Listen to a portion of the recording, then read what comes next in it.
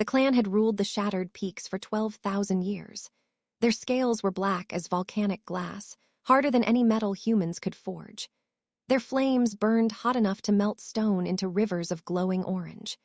They were ancient when the first human kingdoms rose from mud huts and wooden walls, and they had watched empires crumble to dust while they remained unchanged, eternal, proud. But pride could not save their matriarch. The ageless lay dying in the deepest chamber of the mountain, her once magnificent body curled around a bed of heated stones that could no longer warm her. A curse had taken root in her blood, something old and hateful and utterly beyond their understanding. Dragon magic was powerful, elemental, drawn from fire and earth and the slow turning of centuries. But this curse was human-made, woven with spite and cleverness, and it laughed at every remedy they tried.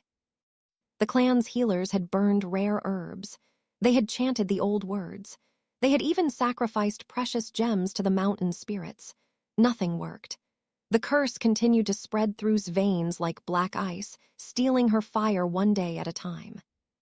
"There must be something else," growled the largest of the clan elders. His scales bore the scars of 1,000 battles, and his voice shook the stalactites overhead. "Some ancient knowledge we have forgotten, some ally we have not yet called upon." But there was no one left to call. The other dragon clans wanted nothing to do with not after the wars of the Third Age. The mountain spirits had already given what aid they could. The deep earth elementals did not answer to prayers or pleas. "There is one option," said a voice from the shadows. The elders turned to see stepping forward. He was young by dragon standards, barely 800 years old, his scales still carrying the blue sheen of youth beneath the black. He had not yet earned his place on the council, but desperation made them willing to listen. "We could seek human aid." The silence that followed was heavier than the mountain itself. "You speak madness," finally said. "Humans are prey, they are cattle. They are the creatures we once hunted for sport before we grew tired of their screaming." "The curse is human-made," pressed on. "The sorcerer who created it died 400 years ago, but his knowledge came from somewhere. Humans pass down their secrets through books and bloodlines. If anyone can unravel what he wove, it would be one of his own kind." "And why would a human help us?" demanded another elder, her voice dripping with contempt. "We have given them nothing but fear and death for." "Because humans are strange creatures," said. "They will do impossible things for the right price. Gold, knowledge, the chance to say they did what no one else could. I have watched them from the peaks. They are weak and short-lived, but they have a hunger in them that never stops." The elders debated for 3 days. They roared and spat fire and threatened to exile for his insulting suggestion. But on the 4th day, they went to see, and they saw how dim her eyes had become, how her breath came in shallow rattles, how the black veins of the curse had spread across her chest like a spider's web. On the 5th day, they gave permission to descend the mountain. Taking human form was not difficult for a dragon, but it was deeply unpleasant. Had to compress his essence into a shape that felt like wearing clothes 3 sizes too small. His wings became shoulder blades that ached with phantom weight. His tail became a spine that seemed too short. His fire became a warmth in his chest that he could not release without revealing himself. He looked like a tall man with broad shoulders, dark hair, and eyes that glowed ember bright when the light caught them wrong. He walked like someone who had never quite figured out how legs worked, and he found himself constantly fighting the urge to drop to all 4s when climbing the rocky paths down the mountain. The human village sat in a valley at the base of the shattered peaks. It was a small place, perhaps 300 souls, with stone houses built to withstand the cold winds that swept down from above. The humans there had learned long ago not to venture too high into the mountains. They told stories about the dragons, but most of them believed those stories were just legends now. Walked into the village at midday, his strange gait drawing curious looks from the farmers and merchants. He had gold in his pocket, taken from the clan's hoard, and he knew that humans would do almost anything for gold. But finding the right human was the challenge. He needed someone with knowledge of the old magics, someone who might understand curses and how to break them. He asked questions at the tavern. The humans were suspicious of him, but gold loosened their tongues. They spoke of healers and herb women, of traveling scholars and retired soldiers, but none of them sounded right. Then an old man in the corner, deep in his cups, mentioned the witch on the hill. "Myra," the old man said, his voice dropping to a whisper. "She lives alone in that cottage past the old mill. Strange woman. Been here maybe 10 years, keeps to herself mostly. But when my granddaughter took sick with something the regular healers couldn't fix, Myra brewed her a tea that had her running around within a week." He shook his head. "Don't know where she learned what she knows, and I don't want to know. But if you've got a problem that normal folk can't solve, she's the one to see." Found the cottage as the sun was setting. It was a small building made of weathered wood and gray stone, with smoke rising from a crooked chimney. The garden around it was wild but purposeful, filled with plants he recognized as having magical properties. He could smell old books through the walls, and something else underneath that, something he could not quite identify. He knocked on the door. The woman who answered was not what he had expected. She was perhaps 30 years old by human standards, with brown hair pulled back in a practical braid and hands stained with ink and herb juice. Her eyes were the color of storm clouds, sharp and assessing, and she looked at him as if she could see right through his human disguise. "You're not from around here," she said. It was not a question. "No," admitted. "I have come seeking help for someone who is dying." And the regular healers could not help. The regular healers cannot even understand what is wrong. Myra studied him for a long moment. Then she stepped back and opened the door wider. "You had better come in, then." The cottage interior was crowded but organized, every surface covered with books and bottles and strange instruments. A fire crackled in the hearth, and dried herbs hung from the ceiling beams. Myra gestured for him to sit, but remained standing. The chairs looked too small, too fragile. He was afraid he might break one without meaning to. "So," Myra said, settling into a chair herself and watching him with those sharp gray eyes, "are you going to tell me what you really are, or are we going to waste time pretending?" Felt his human heart skip a beat. "I do not know what you mean." "Your eyes glow when the firelight hits them. You walk like you are used to being much larger, and you smell like sulfur and old stone." She smiled slightly. "I am a witch, stranger. My grandmother taught me to see what others cannot, so let us skip the games. What are you and what do you need?" For a moment, considered lying, but there was something in her face that told him it would be pointless. This woman had no fear in her, not the kind he was used to seeing in humans. She was curious, cautious, but not afraid. "I am a dragon," he said. "My clan's matriarch is dying from a curse. We cannot break it ourselves. We need human help." He expected her to laugh or scream or run. Instead, she just nodded slowly, as if he had confirmed something she already suspected. "A curse," she repeated, "human-made." "Yes, created by a sorcerer who died 400 years ago." "And you thought you would just walk into a human village and hire a witch to fix your dragon problems?" "I thought I would try." Myra was quiet for a moment, her fingers tapping against the arm of her chair. Then she stood and walked to a bookshelf, pulling down a heavy leather-bound volume and flipping through its pages. "Curses are complicated," she said without looking at him. "The older they are, the deeper they root. If this one has been growing for 400 years, it will not be a simple matter of speaking the right words and waving my hands. I will need to understand it first, where it came from, how it was made, why it was aimed at your matriarch specifically." "Can you do this?"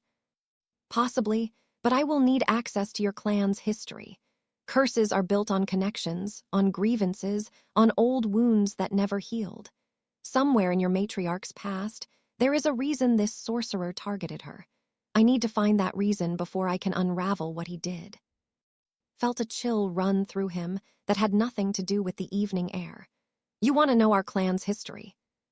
"I want access to your memory stones." Myra looked up at him, her expression calm and unreadable. "I know you have them. All the old dragon clans do. Records of everything your people have seen and done, stretching back to the beginning of your line. The answer to your matriarch's curse will be somewhere in those memories. I cannot help you without seeing them." "No human has ever touched our memory stones." "Then I suppose your matriarch will die." She said it simply, without cruelty, the way someone might observe that the sun would set in the evening. It was not a threat. It was just a fact. Stood there in that crowded cottage, surrounded by books and herbs and the strange smell of human magic, and he realized that this woman was not going to negotiate. She would not lower her price or soften her demands. She knew what she needed, and she would not pretend otherwise. That should have been his first warning. Humans were supposed to be weak, easily intimidated, eager to please when faced with power beyond their understanding. But Myra looked at him like he was just another problem to solve, no more frightening than a difficult recipe or a stubborn illness. "I will have to consult with my elders," finally said. "Of course." Myra closed her book and set it aside. "You know where to find me." She walked him to the door, and as stepped out into the cool evening air, he found himself looking back at her. She stood in the doorway, firelight behind her, watching him with those storm-gray eyes. "Why are you not afraid?" he asked. Myra tilted her head slightly, as if the question surprised her. "Should I be?" "I am a dragon. My people have been hunting yours for thousands of years. And yet here you are, asking for my help." She smiled, and there was something strange in that smile, something he could not quite read. "It seems to me that changes things, does it not?" She closed the door before he could answer. Stood there for a long moment, staring at the weathered wood and the faint light leaking through the shutters. Then he turned and began the long walk back up the mountain, carrying with him the witch's impossible demands and the uncomfortable feeling that the world was shifting beneath his feet in ways he did not yet understand. The elders raged when returned with the witch's terms. Roared so loudly that cracks appeared in the ancient stone walls. He threatened to fly down to that very night and burn it to ashes. He swore to hunt every witch and sorcerer in the human kingdoms, to tear apart every library and destroy every book of magic until no human remained who could threaten. The other elders joined in, their fury shaking the mountain itself. They spoke of pride and honor and the sacred nature of the memory stones. They reminded that their history was not meant for human eyes, that the secrets contained in those crystals could be used against them, that allowing this witch access would be the greatest betrayal of their ancestors. But through it all, lay dying in the chamber below. On the third day of debate, the matriarch summoned what remained of her strength and called the elders to her side. Her voice was barely a whisper now, her once golden eyes clouded with pain and exhaustion. The black veins of the curse had spread to her throat, and every breath seemed to cost her something precious. "Bring the human," she said. "Matriarch, you cannot mean." "Bring her." His voice carried the weight of 12,000 years. "I will not die blind to the truth of what kills me. If this human can find answers in our past, then let her look. Pride means nothing if our line ends in darkness." And so descended the mountain once more. Myra was waiting for him as if she had known he would return. She had a bag packed with books and supplies, a heavy cloak around her shoulders, and that same calm expression on her face. "The elders agreed," she asked. "The matriarch overruled them." "Ah," Myra nodded slowly. "She must be very desperate." "She is dying." "Yes, but desperate enough to trust a human with your clan's deepest secrets." Myra picked up her bag and slung it over her shoulder. "That is something else entirely." The journey up the shattered peaks took 9 days on foot. Offered multiple times to reveal his true form and carry her, but Myra refused. "I need to approach your home as a human," she said, navigating a narrow cliff path with surprising agility. "If I arrive on, your people will see me as your puppet, your tool. I need them to see me as someone who came on her own terms." Did not fully understand her reasoning, but he did not argue. He was beginning to realize that this woman thought in ways he could not predict, planned for possibilities that had not occurred to him. It was unsettling and fascinating in equal measure. They talked during the long climb. Or rather, Myra asked questions and found himself answering them, sometimes about things he had never told anyone. She wanted to know about dragon society, about the clan hierarchy, about how they measured time and preserved knowledge. She wanted to know about the wars of the Third Age and why they had isolated themselves from the other clans. She wanted to know about specifically, about her reign and her enemies and the choices she had made over 12,000 years. "You are already investigating," realized on the 6th day as they sheltered in a cave from a sudden snowstorm. "You have been gathering information since we left the village." "Of course." Myra fed a small stick to the fire she had built. "The memory stones will show me what happened, but understanding requires context. I need to know who your matriarch was before I can understand what was done to her." "And if the memory stones do not hold the answer?" "They will." Myra's voice carried absolute certainty. "Curses like this do not appear from nothing. There is always a connection, always a reason. Your matriarch did something or witnessed something or was part of something that made her a target. The answer is in your past. I just have to find it." She arrived at the clan's sanctum on the 9th day, blistered and half frozen, but walking under her own power. The great stone doors opened before her, and she stepped into the heart of the mountain as if she had every right to be there. The dragons watched her with a mixture of fury and fascination. She was so small, so fragile-looking, her skin pink from the cold and her breath misting in the hot volcanic air. She should have been trembling. She should have been begging. Instead, she simply looked around at the vast cavern, at the scaled bodies that could crush her with a casual movement, and nodded to herself as if making mental notes. "The memory stones," she said to. "Where are they?" He led her through tunnels that no human had ever walked, past chambers filled with gold and gems, past sleeping quarters where young dragons stirred restlessly at the scent of stranger prey something else. The memory chamber was deep in the mountain's heart, a circular room with crystal formations growing from every surface, each one pulsing with a soft inner light. "These hold everything," explained. "Every memory that any dragon has chosen to preserve. Births, deaths, battles, discoveries, treaties. 12,000 years of our history, stored in light and crystal." Myra walked among the formations, her fingers hovering just above their surfaces without quite touching. "How do I access them?" "You place your hand on a crystal and focus on what you want to see. The stones will show you. And they will work for a human." "They have never been tested on a human," hesitated. "They were made for dragon minds. I do not know what they will do to yours." Myra smiled slightly.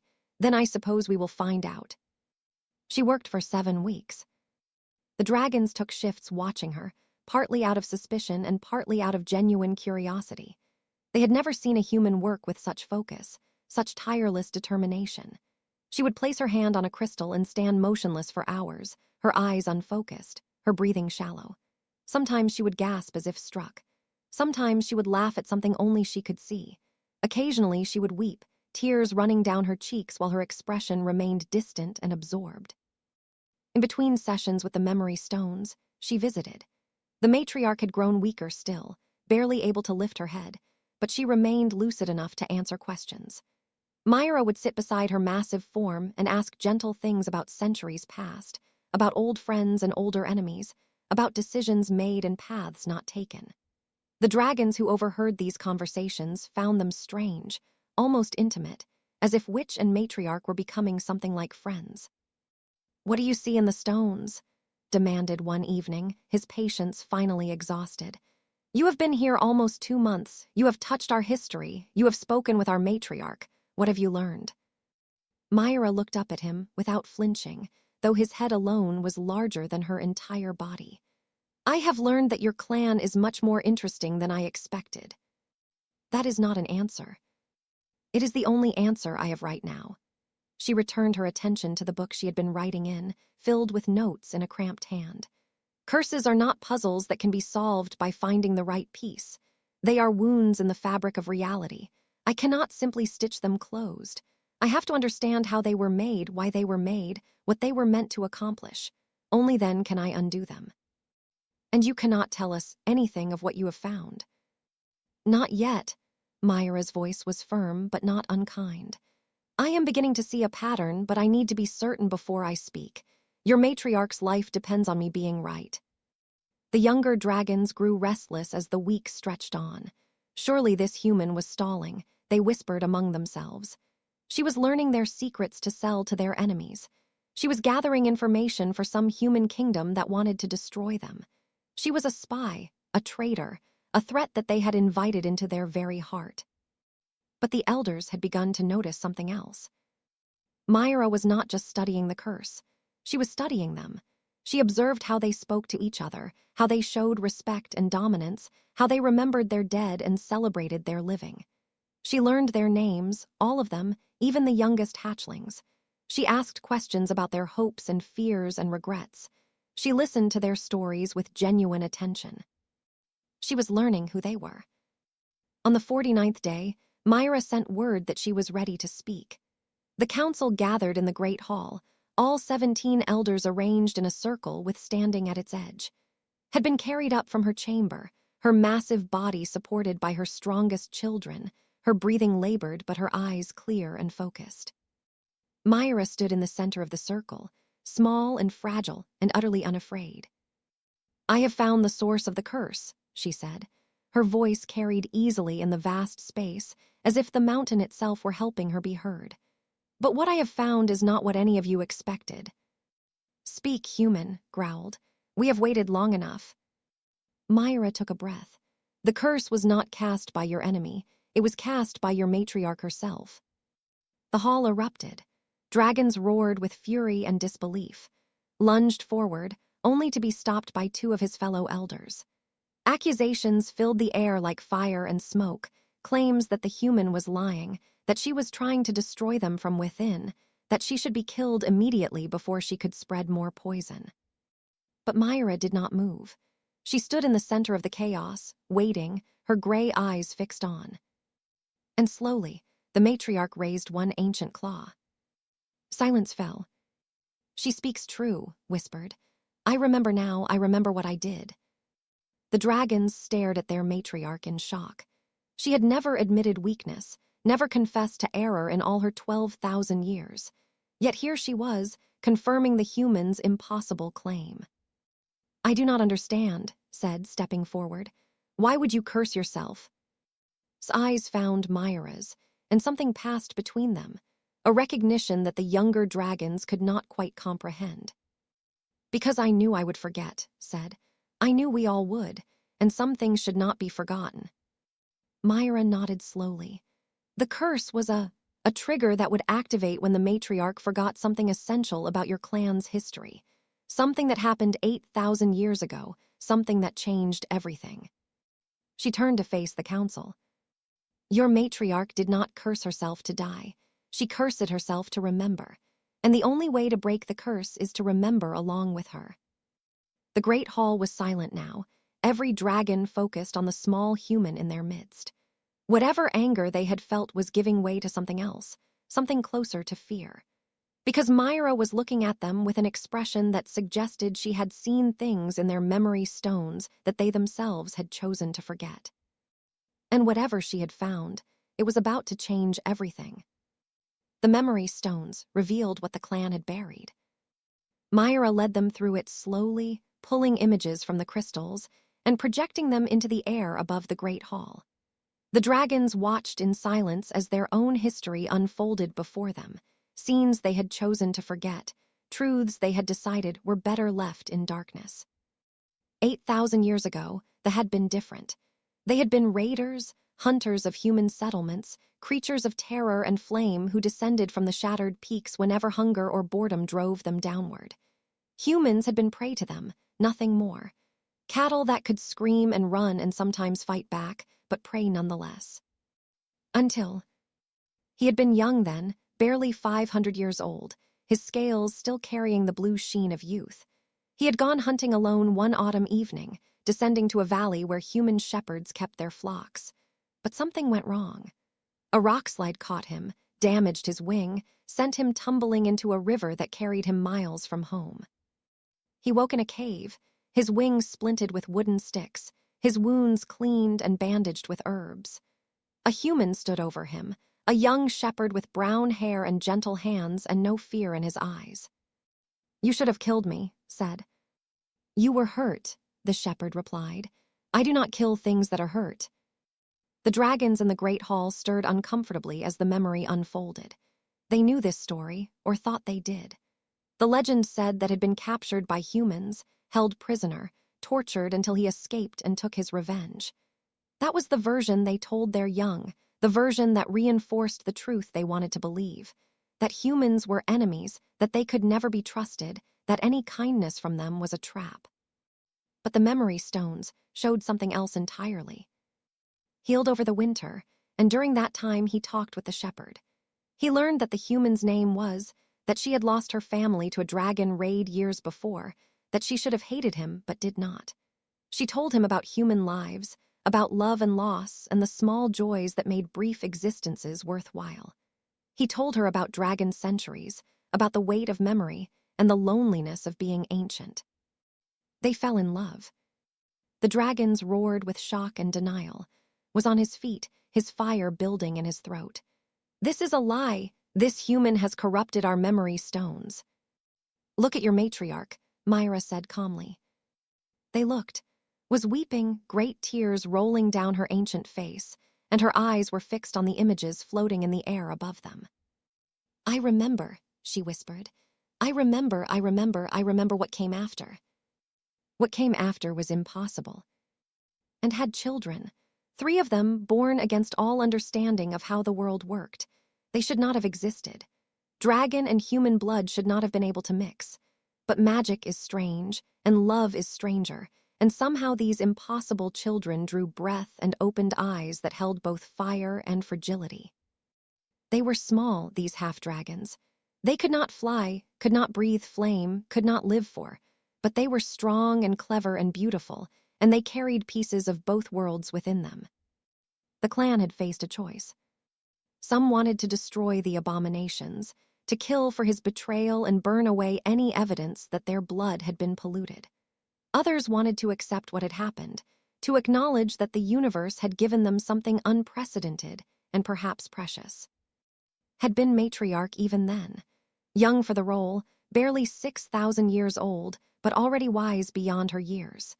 She had looked at those impossible children and made a decision that would shape everything that followed. "They are," she had declared. "Their blood is our blood. We will not destroy our own." And from that moment, everything changed.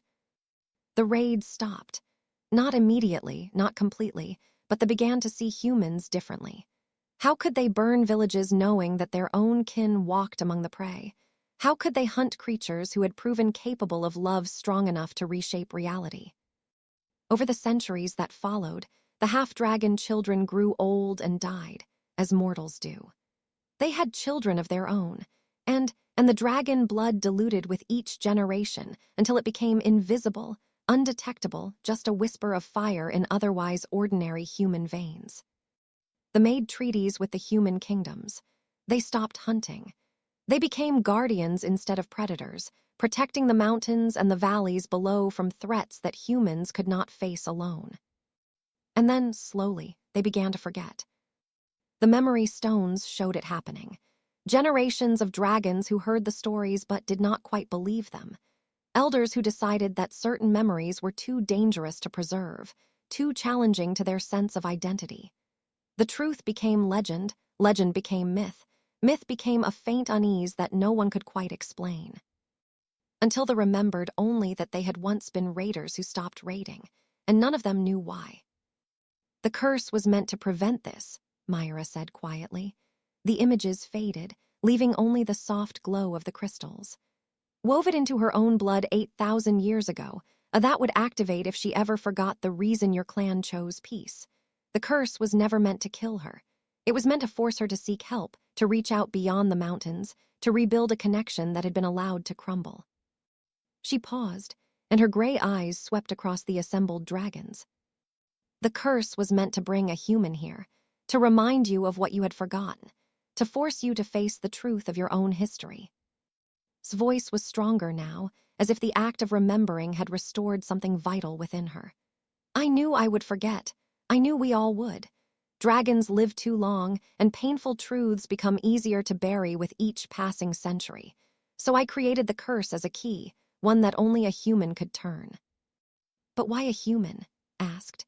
"Why not leave instructions or mark the memories somehow, or—" "Because instructions can be ignored." His eyes were clear now, clearer than they had been in months. Marked memories can be avoided, but a curse that could only be broken by human hands, that would force us to seek them out, to speak with them, to remember that they are not just prey. The Great Hall was silent as the weight of revelation settled over them. Was the first to speak, his voice rough with emotions he was clearly struggling to process. The sorcerer who created the curse, the one who died 400 years ago, he was not your enemy. He was a descendant of Myra said. 17 generations removed, but still carrying a trace of dragon blood.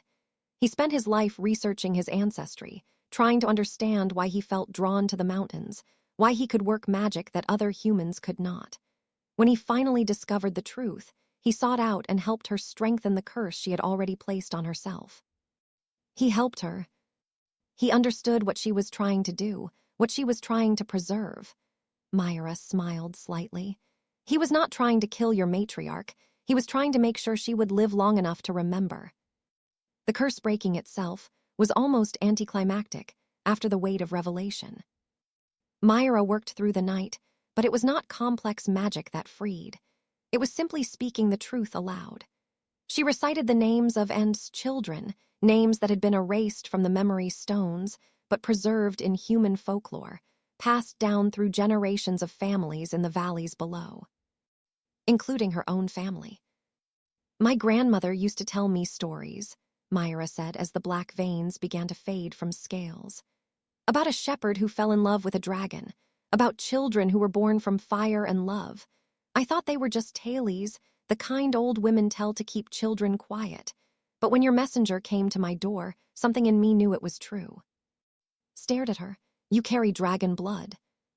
So diluted it gives me nothing but a resistance to cold that my neighbors find strange, and an instinct for finding the shattered peaks that I could never explain.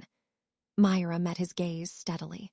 I did not know what I was when I agreed to come here, but I think some part of me always knew I belonged. Rose from her sickbed 3 days later, the curse lifted, her strength returning with each passing hour. She found Myra in the archives, still reading, still learning, engaged in a heated argument with about the proper classification of transmutation spells. The witch looked up as the matriarch approached, and there was something in her expression that was hard to name. Not fear, certainly, not quite reverence. Something closer to recognition, perhaps. The look of someone who had finally found a piece of themselves they did not know was missing. You could stay, offered. There is much we could teach you, and much you could teach us in return. Myra was quiet for a moment. She looked around at the ancient stone walls, at the crystal formations glowing with countless memories, at who was watching her with an expression that was trying very hard to be neutral and failing completely. What would I be here? She finally asked. A guest, a curiosity, a reminder of uncomfortable truths. You would be family, said simply. The first human to be formally acknowledged as in 8,000 years. You would be a bridge between what we were and what we might become. The human kingdoms below would tell stories for centuries about the witch who walked into a dragon's den and never returned. They assumed she had been devoured, another victim of the monsters in the mountains.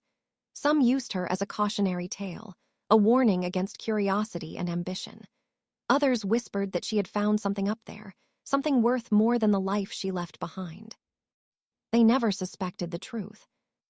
They never knew that Myra had not been consumed by the dragons. She had been recognized by them. She had been welcomed by them. She had found, in those ancient halls of fire and memory, something that had been missing from her life without her ever knowing it existed. She had come home. And in the years that followed, things began to change. They did not immediately throw open their doors to humanity. Centuries of isolation could not be undone in a day. But they began to remember what they had forgotten.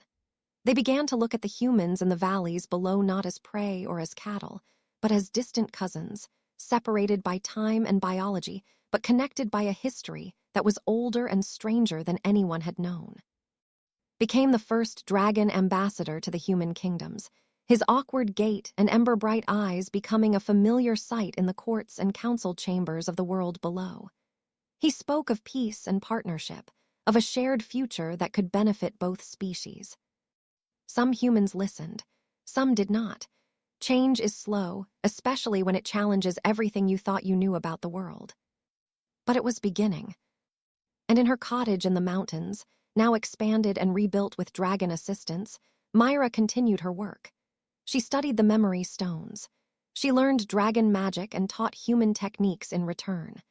She argued with about classification systems and debated philosophy with and slowly, carefully, began to weave together two worlds that had been separated for far too long. Because that was humanity's gift in the end. Not their cleverness, though they were clever. Not their determination, though they were determined. It was their stubborn insistence on belonging, on building bridges across impossible divides, on walking into the dragon's lair and refusing to be afraid. They had sought a human's aid, expecting a tool they could use and discard. They had found instead a daughter of their own bloodline, a bridge to their forgotten past, a reminder that the boundaries between species and between hearts were never as fixed as they appeared. They had expected a witch. They had found a family. And that, perhaps, was the most human magic of all, is AI and can make mistakes. Please double-check responses.